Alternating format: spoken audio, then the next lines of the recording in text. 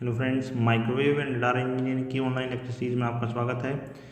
आज हम microwave devices का जो आपका सिलेबस के अकॉर्डिंग लास्ट टॉपिक है गन डायोड्स, उसको डिस्कस करेंगे। अब तक हमने यूनिट 1 में जो टॉपिक्स पढ़े हैं वो हम पहले लेक्चर सीरीज में देख चुके हैं। वो बेसिकली आपकी इंट्रोडक्शन टू माइक्रोवेव्स, उसकी एप्लीकेशन और बैंड्स में क्लासिफिकेशन, उसके बाद two cavity klystron, multi cavity klystron और TWT मैग्नेट्रॉन और रिफ्लेक्स क्लिस्ट्रॉन एम्पलीफायर पढ़ चुके थे, पिन डायोड और आपका इम्पैक्ट डायोड, ट्रापेट डायोड और लास्ट टॉपिक है इसका Gunn diode. Gunn diode basically एक अलग टाइप का डायोड है। इसमें बेसिकली इसका नाम डायोड है, लेकिन इसमें डायोड ऐसा डायोड होता है, इसमें कोई अन्य डायोड की भांति नहीं होता है ये। और इसमें बेसिकली दो इलेक्ट्रोड होते हैं और गन इफेक्ट पे काम करता है। तो बेसिकली इसमें मेन चीज़ है गन इफेक्ट क्या होता है, गन डोमेन्स क्या होते हैं, ठीक है। उसके बाद उसकी कैरेक्टरिस्टिक एप्लीकेशन, ये पॉइंट्स रहेंगे इस सिलेबस के। तो शुरुआत करते हैं गन डायोड से।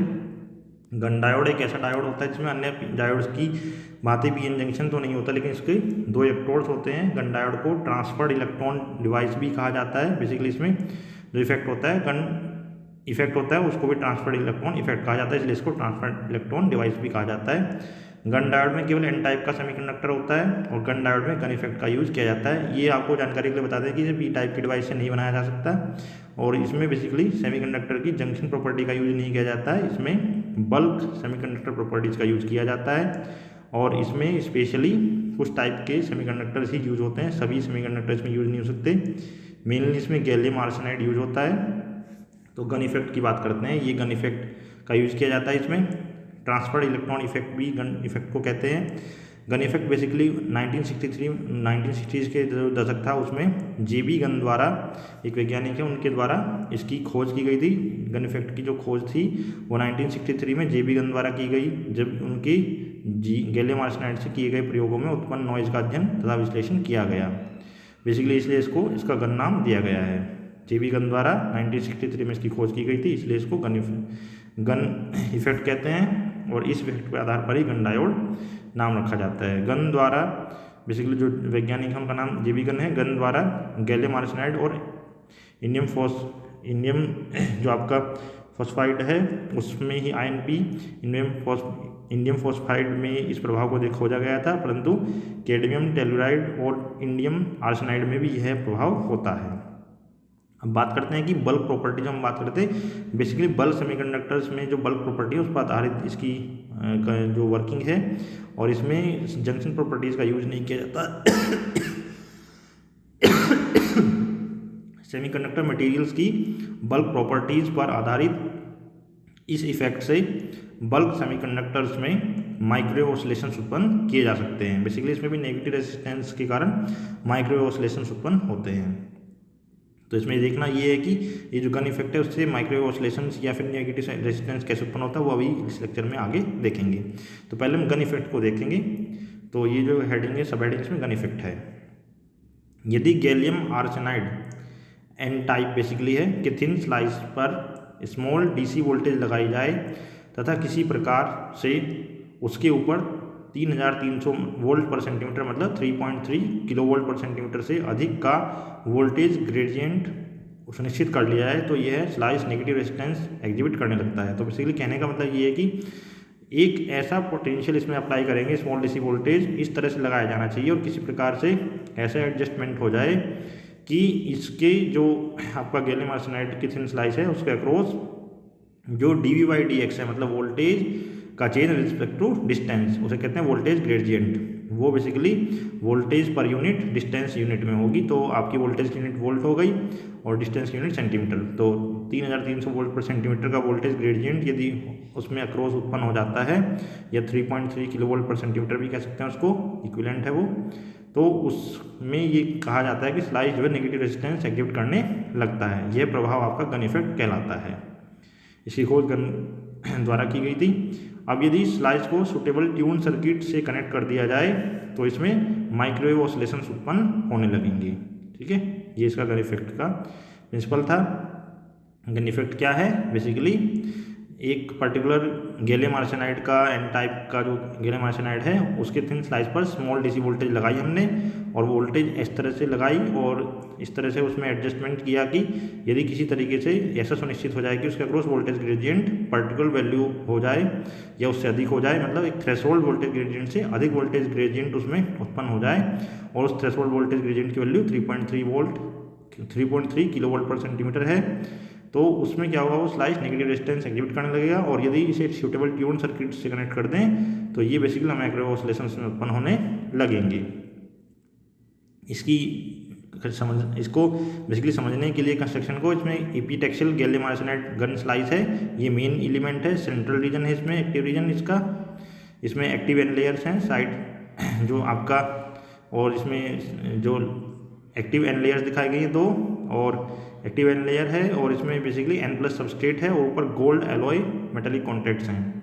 एक सेंट्रल एक्टिव एन लेयर है, एन प्लस सबस्ट्रेट है, और एक्टिव एन लेयर के ऊपर एन प्लस सबस्ट्रेट है, और इसकी लगभग 10 मिलीमीटर है, 4 मिलीमीटर लगभग आपके एक्टिव एन लेयर है, गोल्ड एलॉय मेटेलिक कॉन्टैक्ट्स दिखाए गए हैं, ऊपर गोल्ड वायर एनोड है, और नीचे जो हीट सिंक है कैथोड, वो बेसिकली इसको थर्मल लिमिट्स और ओवर हीटिंग से बचाने के लिए लगाया जाता है। तो इसमें कंस्ट्रक्शन या एपीटेक्सियल गैलियम आर्सेनाइड गन स्लाइस की बात करेंगे तो इसमें सेंट्रल रीजन एक्टिव रीजन है, मेटल कॉन्टैक्ट इसमें ओमिक कॉन्टैक्ट लगे हुए हैं, थर्मल लिमिट्स जो है और ओवर हीटिंग इसको बचाने के लिए हीट सिंक का प्रयोग करते हैं। बेसिकली इसमें ट्रांसफर इलेक्ट्रॉन डिवाइस है, एन टाइप गैलियम आर्सेनाइड जो डिवाइस इसमें है वो ट्रांसफर इलेक्ट्रॉन डिवाइस है, जो गन डायोड है उसमें एन टाइप गैलियम आर्सेनाइड से बनी हुई है। इसमें ट्रांसफर इलेक्ट्रॉन इफेक्ट केवल जो है एन टाइप सेमीकंडक्टर मटेरियल में ही संभव है, इसलिए कह रहे हैं कि इसमें ये वर्किंग इलेक्ट्रॉन पर आधारित है, होल पर आधारित नहीं है। अतः डायोड्स को केवल एन टाइप गैलियम आर्सेनाइड द्वारा ही बनाया जाता है, क्योंकि ट्रांसफर इलेक्ट्रॉन इफेक्ट भी उसी में है, तो ट्रांसफर इलेक्ट्रॉन डिवाइस भी उसी की बनेगी। तो पॉइंट हमने लिखा एन टाइप GES-TED, इसका मतलब जो ट्रांसफर इलेक्ट्रॉन डिवाइस है, गन डायोड है, वो केवल एन टाइप गैलियम आर्सेनाइड का ही बनाया जाएगा, क्योंकि ट्रांसफर इलेक्ट्रॉन इफेक्ट केवल एन टाइप सेमीकंडक्टर मटेरियल में संभव है। ये जंक्शन प्रॉपर्टी के कारण नहीं है, ये केवल बल्क प्रॉपर्टीज है बल्क सेमीकंडक्टर मटेरियल्स की। उसका एक एग्जांपल गैलियम आर्सेनाइड है, एन टाइप जिसमें डोपिंग की गई है। तो एक्टिव लेयर की बात करें तो यदि इसमें एक्टिव लेयर जो है इसकी थिकनेस वेरी करके हम इससे जो फ्रिक्वेंसी जनरेट हो रही है, ऑसिलेशन जो प्रोड्यूस हो रहे हैं उसकी फ्रिक्वेंसी को वेरी कर सकते हैं। तो इसकी कंस्ट्रक्शन डिटेल्स थी। अब बात करते हैं इसमें नेगेटिव रेजिस्टेंस कैसे आता है गन इफेक्ट की वजह से, गन इफेक्ट से नेगेटिव रेजिस्टेंस कैसे कह सकते हैं। तो उसके लिए हमें गैलियम आर्सेनाइड का एक बेसिकली एनर्जी बैंड डायग्राम को एक बार देखना होगा जो डोपिंग के बाद है, ठीक है। तो गन इफेक्ट से नेगेटिव रेजिस्टेंस देखने के लिए इसमें एक जानकारी के लिए बता देते हैं कि गन इफेक्ट में जानकारी के लिए कि कैसे नेगेटिव रेजिस्टेंस आएगा। तो गैलियम आर्सेनाइड जो आफ्टर एंड डोपिंग उसकी एनर्जी बैंड डायग्राम हम देखेंगे। तो वो इसकी आपकी स्ट्रक्चर है। इसमें क्या है कि फिगर 2.23A जो था और 2.23B दोनों ही राहुल वाधवानी की बुक से लिए गए, एशियन पब्लिकेशन की, उस बुक से आप से देख सकते हैं। तो ये आपका नीचे अदर एनर्जी बैंड्स हैं और उसके नीचे और गैप्स हैं बिलो। उसके ऊपर आपके फील्ड एनर्जी बैंड है, उसके ऊपर फॉरबिडन एनर्जी गैप है, उसके ऊपर पार्टली फील्ड एनर्जी बैंड है, thereafter narrow forbidden energy gap, thereafter empty energy band. तो हमारे पास यूज का है मेन इसमें नया है कि इसमें कंडक्शन बैंड से ऊपर भी एक एम्प्टी एनर्जी बैंड होता है। मेन चीज़ इसमें जो यूज होगी वो ये है। तो गैलियम आर्सेनाइड के एन डॉट सैंपल में एक ऐसा एम्प्टी एनर्जी बैंड होता है जिसकी एनर्जी हाईली फील्ड या पार्टली फील्ड बैंड से ज़्यादा होती है, मतलब बेसिकली कंडक्शन बैंड से ऊपर भी एक जो हायर एनर्जी बैंड है वो एम्प्टी होता है इसमें, ठीक है। इसी का हम यूज करेंगे जो गैलियम आर्सेनाइड के एन डॉट सैंपल में एक ऐसा एम्प्टी एनर्जी बैंड होगा जो बेसिकली एनर्जी बैंड डायग्राम में ऊपर होगा, मतलब उसकी एनर्जी हाईली फील्ड या पार्टली फील्ड एनर्जी बैंड से ज़्यादा होती है। जो आपका पार्टली फील्ड एनर्जी बैंड है उसके ऊपर एम्प्टी एनर्जी बैंड दिखाया गया ऊपर, ठीक है। तो जब इस N type gallium arsenide slice पर वोल्टेज अप्लाई की जाती है तो इलेक्ट्रॉन्स बैटरी के पॉजिटिव से नेगेटिव फ्लो करने लगता है। ये ऑब्वियस सी बात है कि आपका एन टाइप सेमीकंडक्टर मटेरियल है, चाहे वो एलिमेंट हो चाहे वो जो है एक कंपाउंड है, जैसे गैलियम आर्सेनाइड है तो एन टाइप का है, तो उसमें इलेक्ट्रॉन्स मेजोरिटी कह रहे हैं।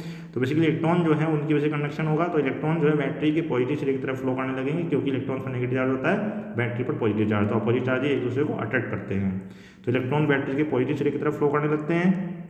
और यदि पोटेंशियल ग्रेडियंट को एक पर्टिकुलर थ्रेशोल्ड वैल्यू 3.3 किलोवोल्ट पर सेंटीमीटर से बढ़ा दिया जाए या उससे ज़्यादा रखा जाए तो क्या होगा, इलेक्ट्रॉन्स की वेलोसिटी बढ़ने के बजाय उल्टा घट जाती है और वह धीमे मतलब स्लो हो जाते हैं, अर्थात एक निश्चित वोल्टेज के बाद थ्रेशोल्ड जो वोल्टेज है उसके बाद वोल्टेज बढ़ाने से करंट कम होती है। यही इसमें मेन इफेक्ट है कि वोल्टेज बढ़ेगी करंट घटेगी, इसका मतलब नेगेटिव रेजिस्टेंस होगा। तो उसका कारण क्या हो रहा है, हम ये कह रहे हैं कि इसको कैसे समझ सकते हैं। एक पहले मैं एक जनरल एग्जांपल आपको बताता हूँ कि किसी सेमीकंडक्टर में नॉर्मली या कंडक्टर में जब वोल्टेज बढ़ती है तो करंट बढ़ती है, मतलब उसकी कंडक्टिविटी पॉजिटिव बेसिकली होती है ना, या उसमें रेजिस्टेंस पॉजिटिव होता है।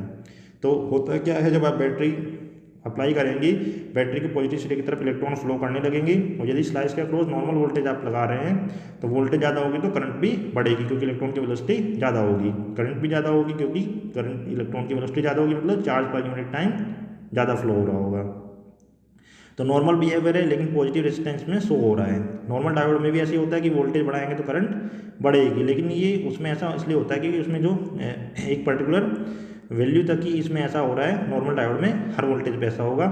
जो इसमें अप्लाइड वोल्टेज है नॉर्मल डायोड में, अप्लाइड की गई वोल्टेज से इलेक्ट्रॉन्स को जो आप एनर्जी देते हैं उससे उनकी वेलोसिटी आती है, वो वेलोसिटी उनकी रैंडम थर्मल वेलोसिटी से काफ़ी कम होती है। बेसिकली यदि उसको थर्मल एनर्जी से जो रैंडम वेलोसिटी मिलती है उससे काफ़ी कम होती है, और इसलिए वेलोसिटी बढ़ाने पर उसमें धारा बढ़ती है और उसमें नॉर्मल पॉजिटिव रेजिस्टेंस एग्जिबिट होता है। लेकिन यहाँ पर क्या है, जो आपका गन इफेक्ट शो करने वाले मटेरियल्स हैं, डिवाइसेज हैं, जैसे गन डायोड गैलियम आर्सेनाइड से बना हुआ है, उसमें क्या होता है, यदि आप उस पर एक पर्टिकुलर थ्रेशोल्ड वैल्यू की बात यदि पोटेंशियल ग्रेडियंट जनरेट कर पा रहे हैं 3.3 किलो वोल्ट पर सेंटीमीटर से ज़्यादा आप पोटेंशियल ग्रेडियंट उसके अक्रॉस जनरेट कर पा रहे हैं, तो होगा क्या, तो इलेक्ट्रॉन की वेलोसिटी बढ़ने के बजाय उल्टा घट जाती है और वो स्लो हो जाते हैं। बेसिकली उसमें ये कह सकते हैं कि पर्टिकुलर वोल्टेज के बाद एक थ्रेशोल्ड वोल्टेज जिसको कहते हैं, उसके बाद वोल्टेज बढ़ाने से करंट कम होने लगती है।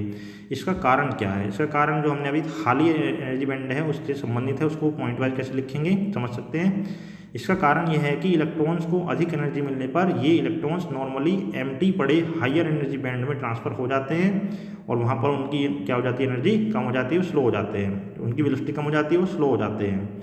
इसका कारण यह है कि इलेक्ट्रॉन्स को अधिक एनर्जी मिलने पर ये इलेक्ट्रॉन्स नॉर्मली एम्प्टी पड़े हायर एनर्जी बैंड में ट्रांसफ़र हो जाते हैं। इस प्रक्रिया को ट्रांसफर इलेक्ट्रॉन या गन इफेक्ट कहते हैं। ठीक है, तो बेसिकली जो आपके इलेक्ट्रॉन्स इनको एनर्जी दी थी वो नैरो फॉरबिडन एनर्जी गैप को पार करके एम्प्टी एनर्जी बैंड में चले गए हैं, क्योंकि वोल्टेज ग्रेडियंट बहुत ज़्यादा अप्लाई किया गया है, तो उसको एनर्जी मिलने से इलेक्ट्रॉन जो है जो नॉर्मली खाली होता है, नॉर्मली एम्प्टी होता है high energy band conduction band से भी ऊपर, उसमें ट्रांसफर हो जाते हैं, इसलिए इसको ट्रांसफर्ड इलेक्ट्रॉन इफेक्ट कहते हैं, क्योंकि इसमें इलेक्ट्रॉन ट्रांसफर हो रहे हैं from conduction band to higher energy band. ठीक है, नॉर्मली खाली होता है जो, तो इसको गन इफेक्ट या ट्रांसफर्ड इलेक्ट्रॉन इफेक्ट कहते हैं। ये इसमें मेन पॉइंट है, बाकी इसमें कुछ पॉइंट और बता देते हैं जो आप लिख सकते हैं। ट्रांसफर्ड इलेक्ट्रॉन इफेक्ट, इसको थोड़ा सा और क्लियरली लिख सकते हैं कि ट्रांसफर्ड इलेक्ट्रॉन इफेक्ट के कारण इलेक्ट्रॉन्स हायर पोटेंशियल ग्रेडियंट पर, मतलब 3.3 किलोवाट पर सेंटीमीटर पर या उससे ज़्यादा पर कंडक्शन बैंड से हायर एनर्जी बैंड में चले जाते हैं, जहाँ ये इलेक्ट्रॉन्स कम गतिशील मतलब स्लो होते हैं। अभी हमने बात करी थी वहाँ की एनर्जी की वजह से जो हायर एनर्जी बैंड लगे हैं उनकी स्पीड कम हो जाती है, कम गतिशील वहाँ पे होते हैं वो। ठीक है, हायर एनर्जी बैंड में जाने एम्प्टी एनर्जी बैंड में जाते हैं कंडक्शन बैंड से ऊपर। तो अतः वोल्टेज बढ़ने पर करंट कम हो जाती है तथा डिवाइस नेगेटिव रेजिस्टेंस स्लो करता है, क्योंकि वोल्टेज बढ़ने से करंट कम हो रही है, मतलब वी और आई के बीच में 180 डिग्री फेज डिफरेंस है। वोल्टेज बढ़ रहा है तो करंट कम हो रही है। अब बात करते हैं, ये था गन इफेक्ट। एक इसमें सब टॉपिक है गन डोमेन। तो नेगेटिव रेजिस्टेंस के साथ साथ इसमें गन डोमेन्स भी बनते हैं। तो बेसिकली जो गन डोमेन्स हैं उनका भी सहयोग होता है ऑसिलेशन प्रोड्यूस करने में। तो गन डायोड में जो ऑसिलेशन उत्पन्न होते हैं उनका जो कारण है केवल नेगेटिव रेजिस्टेंस नहीं है, साथ साथ उसमें गन डोमेन्स की फॉर्मेशन भी है, डोमेन फॉर्मेशन भी है। तो इसको लिखा है गन डायोड्स में oscillation produce due to negative resistance plus domain formation, Gunn domain formation. तो गन डोमेन बेसिकली बनने का कारण क्या होता है, बनने का कारण यह है कि एन टाइप सेमीकंडक्टर जो आपका गैलियम आर्सेनाइड है सेमीकंडक्टर, उसमें डोपिंग मटेरियल की जो डेंसिटी है वो पूरे सैंपल में सेम नहीं होती, यूनिफॉर्म नहीं होती, बल्कि कहीं पर कम कहीं पर ज़्यादा होती है। तो यहाँ पर यदि कम होगी तो क्योंकि डोपिंग कम है तो कंडक्टिविटी कम होगी। ठीक है, क्योंकि कंडक्टिविटी बढ़ाने के लिए डोपिंग की जाती है, और यदि डोपिंग कम होगी तो कंडक्टिविटी वहाँ पर कम होगी। तो यदि पूरे सैंपल में यूनिफॉर्म डोपिंग नहीं है तो कहीं ना कहीं डोपिंग कम होगी, तो वहाँ पर कंडक्टिविटी भी कम होगी। तो देखते हैं कि गन डोमेन्स बनने का कारण क्या है। सेमीकंडक्टर में डोपिंग मटेरियल की डेंसिटी यूनिफॉर्म ना होना, पूरे सैंपल में यूनिफॉर्म नहीं होती। अतः यदि सैंपल में कोई ऐसा रीजन है जिसकी इम्प्योरिटी कंसंट्रेशन थोड़ी कम है तो यह लेस कंडक्टिव होता है, क्योंकि डोपिंग कम तो कंडक्टिविटी कम, तथा इस पर अप्लाइड पोटेंशियल कुछ ज़्यादा होगा। अतः जब वोल्टेज बढ़नी शुरू होगी तो यह क्षेत्र अपने इलेक्ट्रॉन्स हायर बैंड में अन्य क्षेत्रों से पहले ट्रांसफ़र कर देगा। तो बेसिकली होगा क्या, इसमें जब वोल्टेज बढ़नी शुरू होगी तो इसमें क्योंकि पोटेंशियल कुछ ज़्यादा है तो ये पहले अपने इलेक्ट्रॉन ट्रांसफर करेगा हायर एनर्जी बैंड में, ठीक है, बाकी रीजन्स के रेस्पेक्ट में। तो इस प्रकार क्या होगा, क्योंकि वो अभी हमने बताया कि वो जब ट्रांसफ़र कर देगा तो बेसिकली ट्रांसफर इलेक्ट्रॉन इफेक्ट कारण उसमें वहाँ पर नेगेटिव रेजिस्टेंस प्रोड्यूस हो जाएगा, क्योंकि वहाँ पर बेसिकली उसकी वेलोसिटी कम हो जाएगी तो वो नेगेटिव रेजिस्टेंस शो करेगा। तो इस प्रकार यह एक नेगेटिव रेजिस्टेंस डोमेन बन जाएगा जो आपका गन डोमेन है, ठीक है। अब इस डोमेन में इलेक्ट्रॉन्स और कम हो जाएंगे तथा इसके अक्रॉस पोटेंशियल ग्रेडियंट और अधिक बढ़ जाएगा। अभी जो हमने यहाँ पे लिखा है कि नेगेटिव रेजिस्टेंस डोमेन बन जाएगा, यहाँ तक भी आप इस लिख के इसके बाद इसकी एप्लीकेशंस लिख सकते हैं, लेकिन कुछ पॉइंट्स आप चाहें तो आप इनको भी देख सकते हैं, वो 2-3 पॉइंट और हैं, उनको भी आप लिख सकते हैं। अब इस डोमेन में इलेक्ट्रॉन्स और कम हो जाएंगे तथा इसके अक्रॉस पोटेंशियल ग्रेडियंट और अधिक बढ़ जाएगा।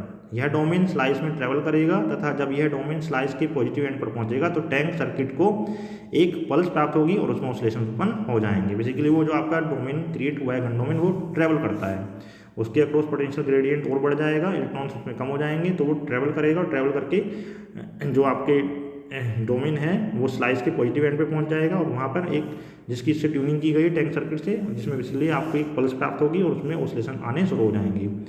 और यदि एक ऑब्जेक्टिव पॉइंट ऑफ व्यू से इसमें क्वेश्चन बन सकता है कि आरएफ ऑसिलेशंस की एक साइकिल में कितने डोमेन बनते हैं, तो उसमें एक ही डोमेन बनता है, ठीक है। आरएफ ऑसिलेशन की एक साइकिल में इस डोमेन नहीं बनते हैं इसमें आपके गन डायोड में।